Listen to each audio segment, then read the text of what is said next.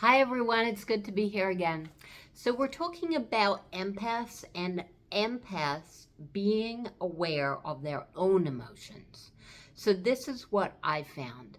I had become so focused on other people's emotions and trying to deal with how they affected me that I forgot to think about how I felt. And what happened then was when I was in interactions with other people, I wasn't making any decisions based on how I felt and what was best for me. I was only making decisions based on how other people felt and what might be better for them. And then obviously that gets you in a bad situation after you've talked to someone for a long period of time. You leave, I left, and just felt drained and exhausted because I wasn't listening to my own source who speaks to you through emotions, and I wasn't listening to what I needed. Um, and it's a big problem. You probably know if you go through life like that.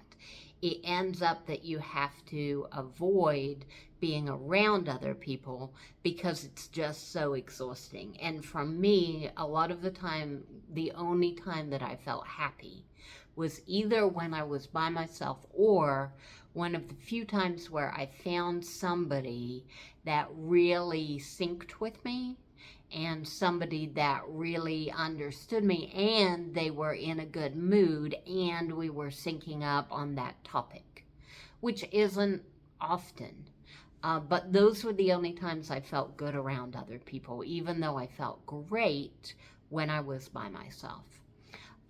So when you're doing that, when you're so involved in other people's emotions, it it stops you from being able to be in connection with source and the messages source is giving you.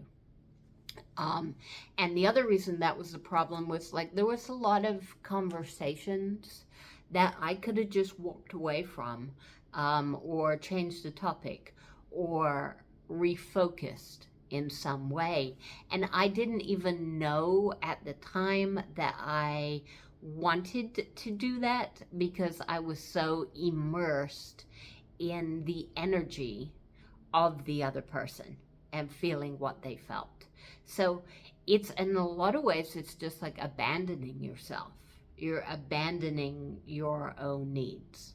And I would always come back to myself after I left that person's energy.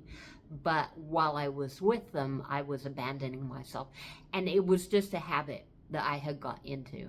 A lot of people get into that habit in childhood if for some reason they feel that they need to be aware of what other people are thinking.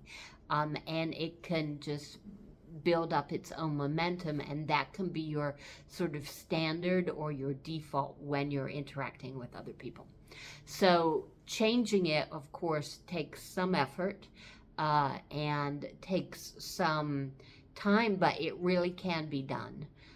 You don't have to live that way where you feel burdened by other people's thoughts and emotions all the time. You can still be extra sensitive to other people and energy in general, which is great. And if you're an empath, I'm sure you'll agree it makes life better and richer and more interesting. Um, but you don't have to be